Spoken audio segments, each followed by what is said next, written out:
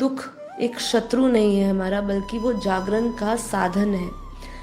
हम हमेशा दुख यही समझते हैं कि दुख मिला है तो हम भगवान के नज़दीक नहीं दूर हो रहे हैं, लेकिन ऐसा नहीं है। दुख ही एक ऐसी चीज़ है जिसके कारण हम परमात्मा के हर पल नज़दीक पहुंचते हैं। क्योंकि जैसे कहते हैं, जब तक गिरते नहीं है ना, ठोकर नहीं लगती, तब तक ठाकुर नहीं बनते। तो ऐसा ही दुख का कोई हमारे जीवन में एक विशेष रोल है कि जब तक वो नहीं लगता तब तक कोई भगवान के पीछे नहीं आता है। तो दुख कल्याणकारी क्यों कहा गया है?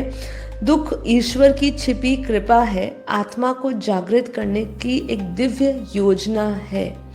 कितना इम्पोर्टेंट पॉइंट है। अगर ये सभी जान जाए तो सभी दुख का स्वागत करने लगेगी। कोई नहीं, दुख आ रहा है तो कोई बात नहीं, इसने मुझे परमात्मा की और नज़दीक कर दिया। यदि मेरे कोई कर्म फल मेरे सामने ऐसे आ रहे हैं जो मेरे जीवन में बहुत दुख दे रहे हैं, जो मेरे जीवन में जीवन को बहुत कष्ट से भर रहे हैं, तो हम उसी समय ईश्वर का, परमात्मा का धन्यवाद करें कि उसकी छिपी हुई कृपा है मुझ पे, कि वो मुझे चाहता है कि मैं जागृत हूँ और ये एक दिव्य योजना का एक हिस्सा हो सकता है।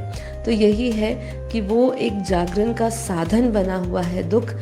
भगवान अपना बनाने के लिए, हमारे अक्सर बापू जी भी कहते हैं कि भगवान अपना बनाने के लिए पहले तुम्हारा सब कुछ ले लेता है और फिर तुम्हारी झोली ऐसे भरता है चीज़ों से कि तुम्हें, मतलब तब आपको चीज़ों की, वस्तु की आवश्यकता नहीं होती है, पर आपके जीवन में वो ऐसा संतोष, ऐसा सुख भर देता है कि आपको ऐसा लगता ही नहीं है कि आपके जीवन से कुछ गया था।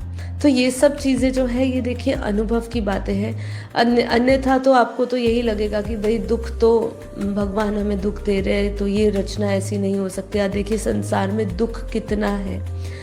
दुख है इसलिए वो भगवान को पूज रहे हैं, भगवान को याद कर रहे हैं। दुख आपकी जागृति का कारण बन सकता है। देखिए, आप बहुत ध्यान से सोचिए, बहुत ध्यान से समझे, अपनी अपनी सब यात्रा को देख लीजिए। जितने भी हमारे बेहद के ज्ञानी हैं या जो भी इस अध्यात्म यात्रा पे भी चल रहे हैं, उनका भी जीवन, आप पूरा जीवन उनका समझिए। उसके जीवन का सारांश यही निकलेगा कि जब उनका जो ये इस मार्ग पर आने का जो कारण बना, वो कारण भी दुख ही बना कहीं ना कहीं। जो खोज बनी, खोज का जो कारण बना, वो भी दुख ही बना।